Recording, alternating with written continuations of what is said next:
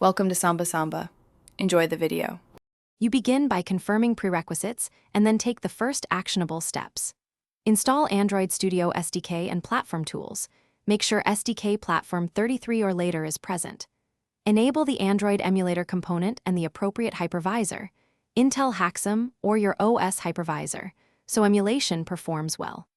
Next, install Visual Studio Code and add the Android and Flutter/Dart extensions if your project requires them. Once done, open your project folder in VS Code and proceed to create AVD definitions from Android Studio, or once your tools are ready, you create and configure an Android virtual device so you can test.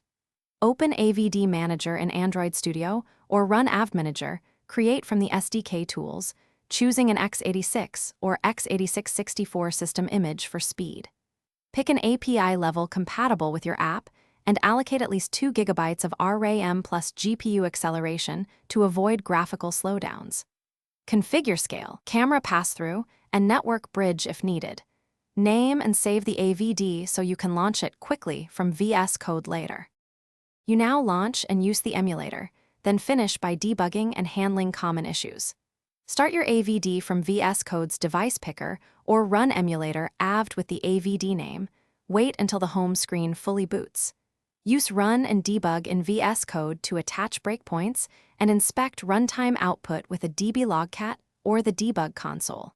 If the emulator won't start, reboot the hypervisor service. Wipe AVD data or perform a cold boot and confirm a DB devices shows your emulator. Those fixes resolve most problems.